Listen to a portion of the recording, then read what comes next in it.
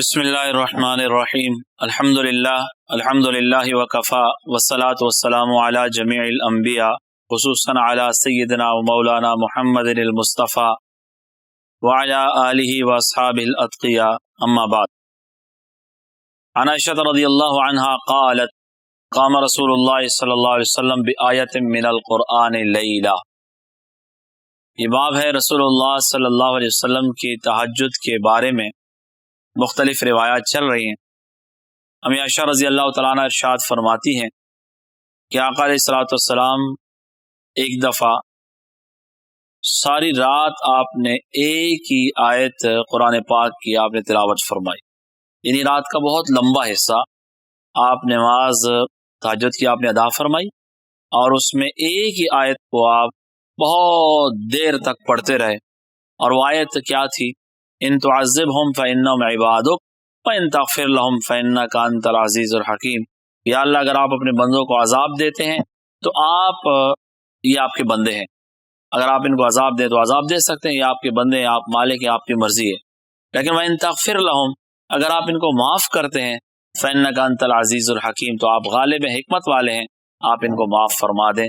تو آقا علیہ الصلوۃ والسلام اپنی امت کے بارے میں یہ آیت بار بار آپ اس کی تلاوت فرماتے رہے اور آپ نے تہجد اس طرح ادا فرمائی. تو نفل نماز میں انسان بعض دفعہ کسی بھی آیت پر اس کی کیفیت پیدا ہو جاتی ہے. وہ آیت رحمت کی آ گئی، عذاب کی آ گئی، دعا کی آ گئی، تو اس کو اگر انسان کو مفہوم پتہ ہے تو بار بار اس کو نماز کے اندر پڑھتا رہے. اس سے اللہ رب العزت کے ساتھ اس کا تعلق وہ بھی بڑھتا ہے اور انسان کی کیفیات بھی بنتی ہیں. تو بعض دفعہ آقا علیہ الصلوۃ والسلام نے تہجد میں ایسا بھی فرمایا ہے. مختلف روایت تہجد کی چل رہی ہیں. 15 نمبر حدیث ہے سیدنا عبداللہ بن مسعود رضی اللہ تعالیٰ عنہ سے، فرماتے ہیں صلیت اللیلہ مع رسول اللہ صلی اللہ علیہ وسلم. ایک رات میں آقا علیہ الصلوۃ والسلام کے ساتھ تہجد کی نماز پڑھ رہا تھا.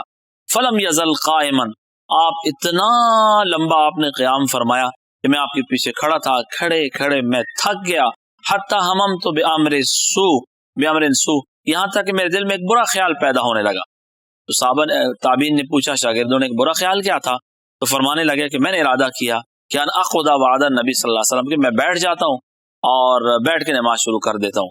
ظاہر بات ہے آقا علیہ الصلوۃ والسلام کے سامنے آپ تشریف فرمائے، آپ کھڑے، میں پیچھے بیٹھ جاتا. تو یہ انہوں نے اس کو برا سمجھا. تو کہا میرے دل میں یہ وسوسہ بار بار آنے لگا کہ میں آقا علیہ الصلوۃ والسلام کو کھڑے چھوڑ کر میں بیٹھ کے نماز پڑھنا شروع کر دوں.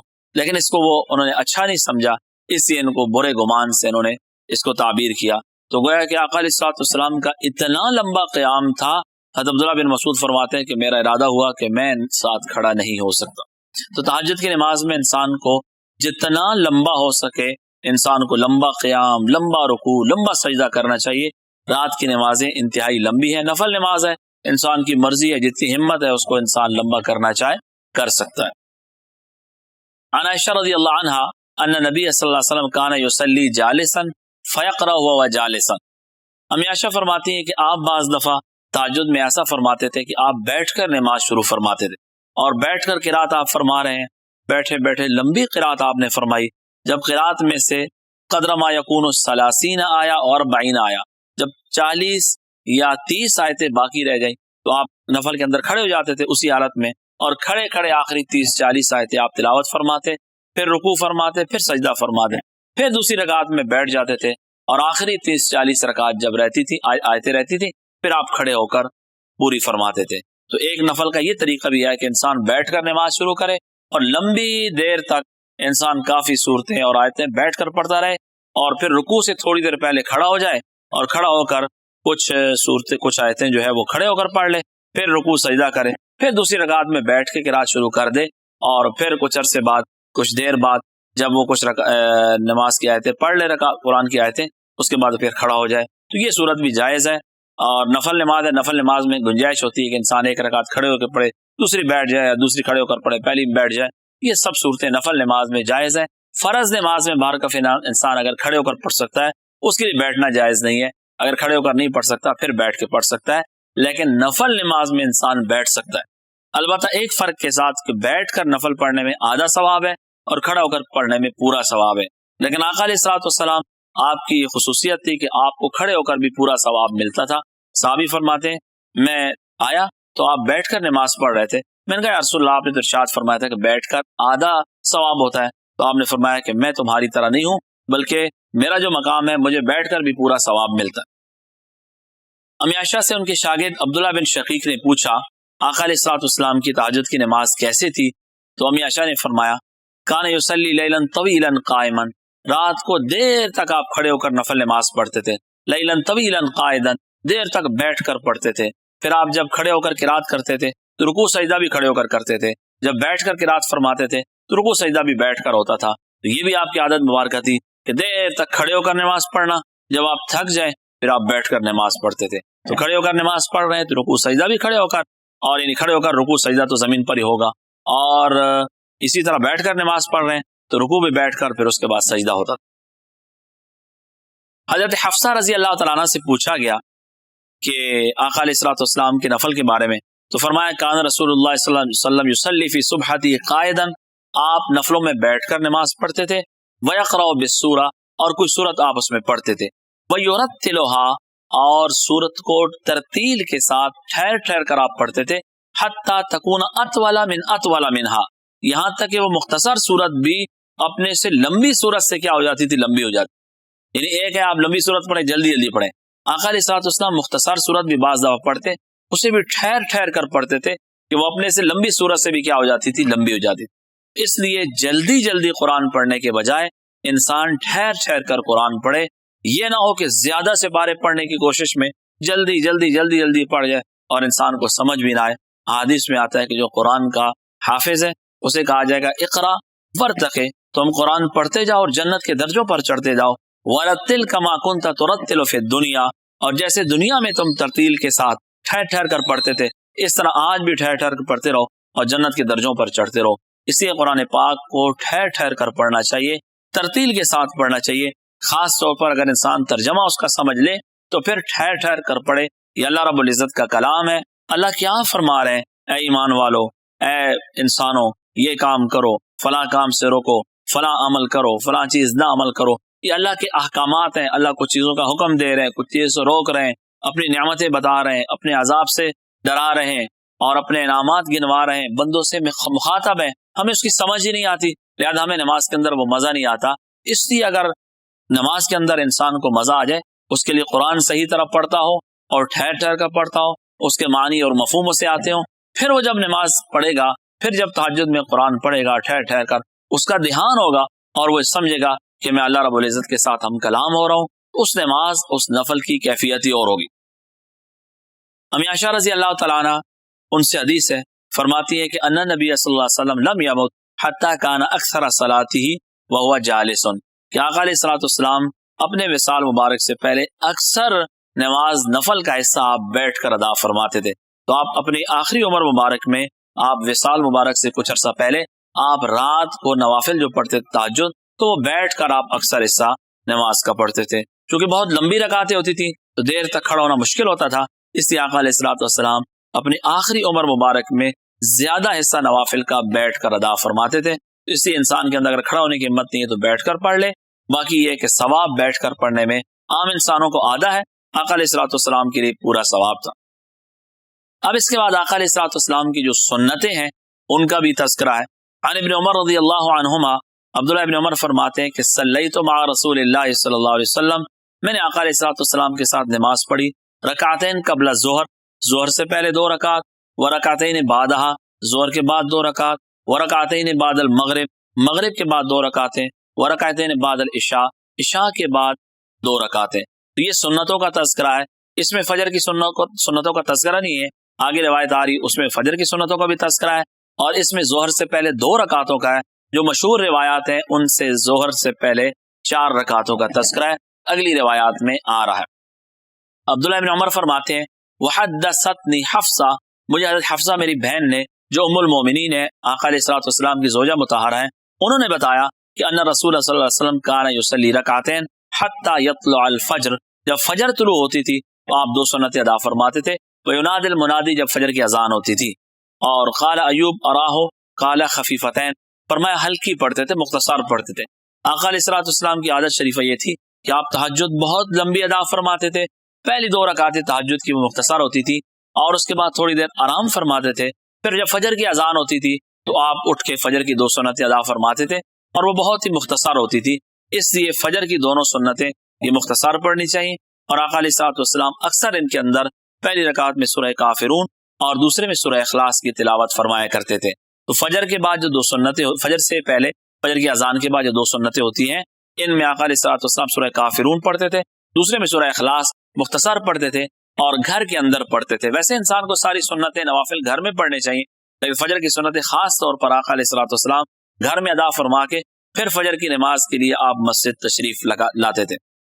عبداللہ بن عمر فرماتے ہیں رضی اللہ عنہما، حفظت من رسول اللہ صلی اللہ علیہ وسلم 8 رکعات، میں نے حضور کی 8 رکعات محفوظ کی ہیں۔ رکعتین قبل الظہر، ظہر سے پہلے 2 رکعتیں، رکعتین بعد ظہر کے بعد 2 رکعتیں، رکعتین بعد المغرب، مغرب کے بعد 2 رکعتیں، رکعتین بعد العشاء، عشاء کے بعد 2 رکعتیں۔ وحدثتنی حفصہ برکعتی الغداء، مجھے حضرت حفصہ میری بہن نے بتایا کہ آپ فجر کی 2 سنتیں بھی پڑھتے تھے، کیونکہ یہ گھر میں پڑھتے تھے آقا علیہ الصلوۃ والسلام۔ اسے عبداللہ بن عمر رضی اللہ عنہ فرماتے ہیں کہ میں نے خود تو نہیں دیکھا، مجھے حضرت حفصہ رضی اللہ تعالیٰ نے بتایا کہ آپ فجر کی 2 رکعت بھی پڑھتے تھے۔ اس میں 8 رکعتیں ہیں، بعد دوسری اس روایات میں 12 رکعتیں سنتوں کی ہیں، جو مشہور روایتیں وہ آگے آ رہی ہیں۔ عبداللہ ابن شقیق کہتے ہیں میں نے عائشہ سے پوچھا عن صلاۃ النبی صلی اللہ علیہ وسلم، حضور کی نماز کیا تھی؟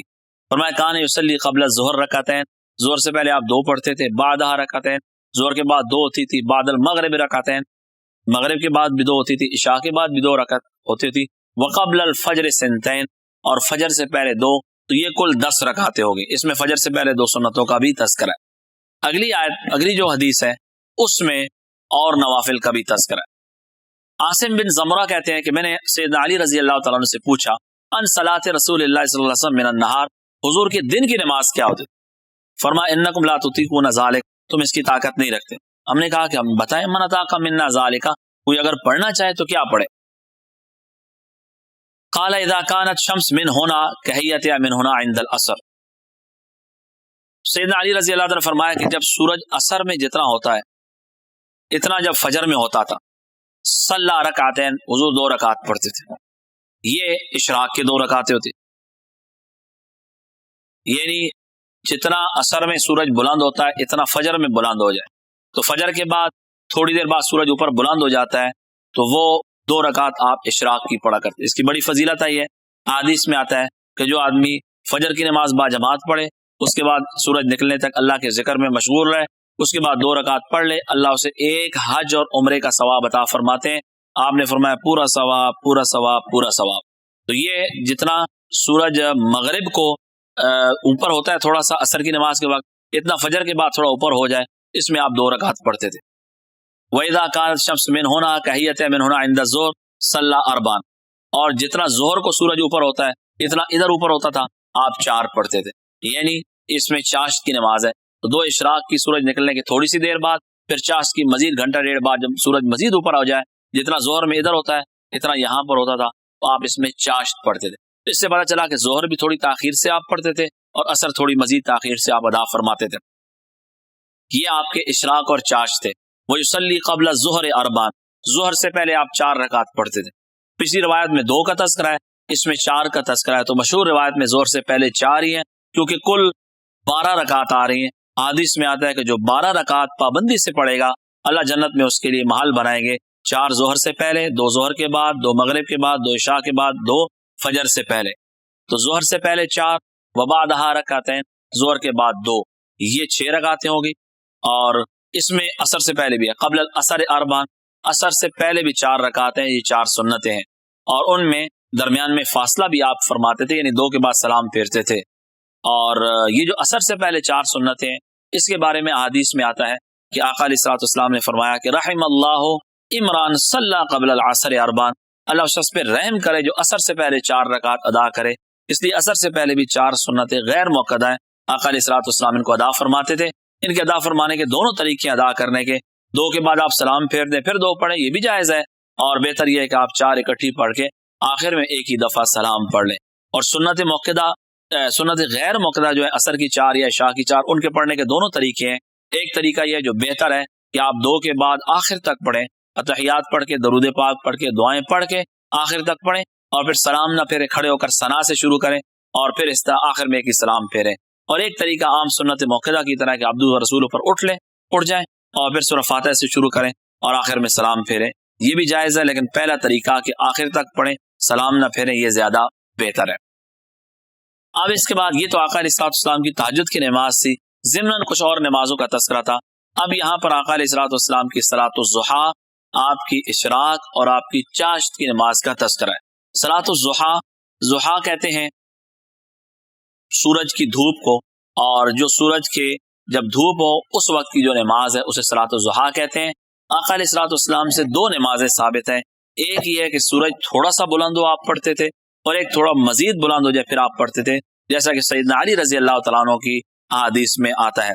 یہ جو سورج تھوڑا سا بلند ہو آپ پڑھتے تھے، اس میں 2 رکعت یا 4 آپ پڑھتے تھے، یہ اشراق کی نماز کو کہتے ہیں۔ مزید تھوڑا سا سورج اوپر چلا جائے، دھوپ خوب گرم ہو جائے، اس وقت آپ 4، 6، 8، 12 رکعت تک پڑھتے تھے، انہیں صلاۃ الضحیٰ یعنی چاشت کی نماز کہتے ہیں۔ مختلف احادیث میں یہ دونوں نمازیں آئی ہیں۔ حضرت معاذہ فرماتی ہے میں نے امی عائشہ سے پوچھا اکان النبی صلی اللہ علیہ وسلم یصلی الضحیٰ، حضور ضحیٰ کی نماز پڑھتے تھے چاشت کی؟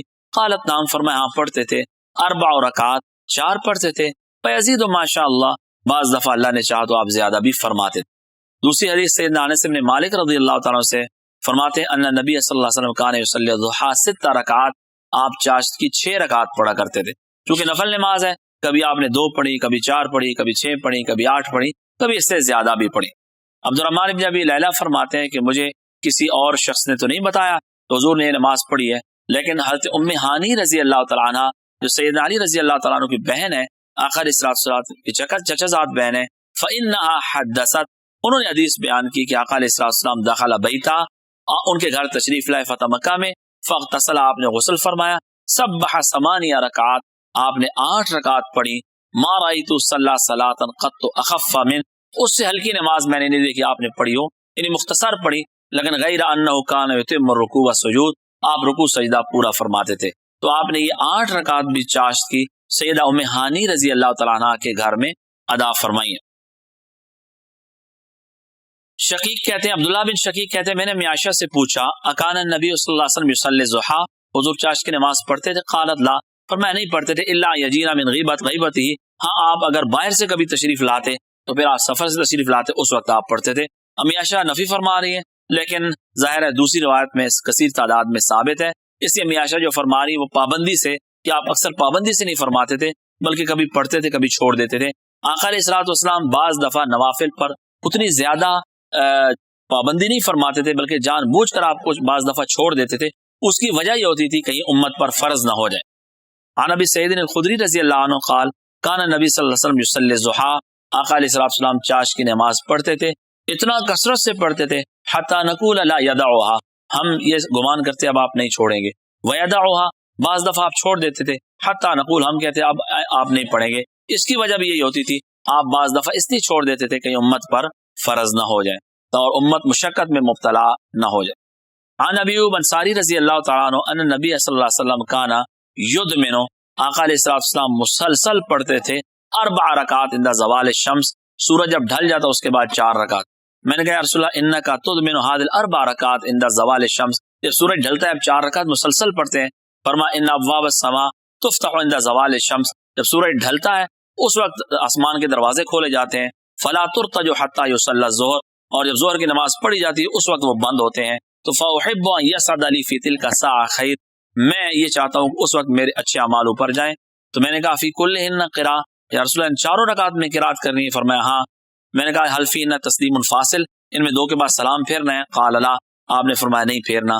تو یہ اکثر محدثین کے ہاں یہ ظہر کی سنتیں ہیں۔ بعض علماء نے یہ بھی کہا کہ یہ زوال کے بعد 4 رکعت پہلے پڑھتے تھے پھر اس کے بعد 4 سنتیں ہیں، لیکن اکثر محدثین یہ فرما رہے ہیں کہ یہ ظہر کی 4 سنتیں جو سورج ڈھلنے کے بعد آپ ان کو ادا فرماتے تھے، اور بعض روایتوں میں آتا ہے کہ آپ بہت لمبی پڑھا کرتے تھے، اس لیے ظہر کی 4 سنتیں انسان اگر ہمت ہو تو کافی لمبی ادا کرے۔ عن ابی ایوب رضی اللہ تعالیٰ عنہ عن نبی صلی اللہ علیہ وسلم نحوہ، دوسری سید ابو ایوب انصاری رضی اللہ تعالیٰ عنہ سے اس قسم حدیث مروی ہے۔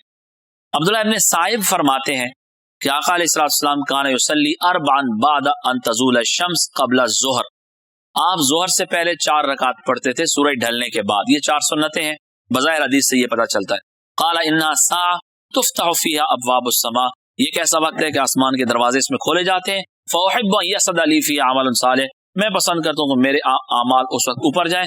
جو ہی آسمان کے دروازے کھولے تو ہمارے نیک اعمال اوپر جانے چاہیے. اس لیے ظہر کی 4 سنتیں انسان کو پڑھنی چاہیے. عن علی رضی اللہ تعالی عنہ انه كان يصلي قبل الظهر 4 وذكر ان النبي صلی اللہ علیہ وسلم كان يصليها عند الزوال ويمد فيها. امیر المؤمنین سیدنا علی رضی اللہ تعالیٰ عنہ ظہر سے پہلے 4 رکعت پڑھتے تھے، اور آپ ارشاد فرماتے تھے کہ آقا علیہ الصلوۃ والسلام بھی زوال کے بعد 4 رکعت یہ پڑھتے تھے، اور اس کو بہت لمبی قرات آپ اس کے اندر ادا فرماتے تھے. تو یہ ظہر کی 4 سنتیں انسان کو پڑھنی چاہیے. اور آگے آ رہا ہے کہ بہتر یہ ہے کہ گھر کے اندر پڑھے لیکن لمبی سے لمبی قرات کرے. تو اس لیے سنتیں بھی پڑھنی چاہیے. حضرات صحابہ کرام رضوان اللہ علیہ مجمعین سنتوں کا اہتمام فرمایا کرتے تھے، اور ان کو پتہ چلتا تھا کہ حضور کی سنت ہے تو اس پر عمل فرماتے تھے. وہ ہمیں پتہ چلتا ہے یہ چیز سنت ہے، ہم کہتے ہیں چلو جی چھوڑ دو، خیر ہے کوئی بات نہیں، فرض تو نہیں ہے. تو ہمیں سنت پتہ چلتے تو ہم کہتے ہیں چھوڑ دیں. صحابہ کرام کو پتہ چلتا تھا یہ سنت ہے، وہ اس پر عمل فرماتے تے. اس لیے جب یہ پتہ چلے کہ آقا علیہ الصلوۃ والسلام کی سنت ہے تو یہ نہیں بس سنت ہے خیر ہے جی چھوڑ دو کوئی بات، بلکہ سنت ہے اس پر عمل کرنا چاہیے. اس لیے سنتیں بھی پڑھنی چاہیے. کبھی کبھار انسان کوئی عذر ہے، سفر ہے، بیماری ہے، کوئی جلدی میں کبھی کبھار رہ جائے تو کوئی بات نہیں ہے، لیکن انسان کو اکثر سنتیں پڑھنی چاہیے. ان کا خصوصی اہتمام کرنا چاہیے. فرضوں کے اندر جو کمی ہے وہ سنتوں سے اور نوافل سے پوری ہوگی. اس لیے خاص طور پر سنتوں کا اور یہ جو 12 رکعت سنت موقدہ ہیں ان کا خصوصی طور پر اہتمام کرنا چاہیے. عام حالات کے اندر ان کو نہیں چھوڑنا چاہیے. آقا علیہ الصلوۃ والسلام کی اتباع ہے اور یہ جنت والا راستہ ہے. اللہ رب العزت ہم سب کو آقا علیہ الصلوۃ والسلام کی سنتوں پر عمل کرنے کی توفیق عطا فرمائے.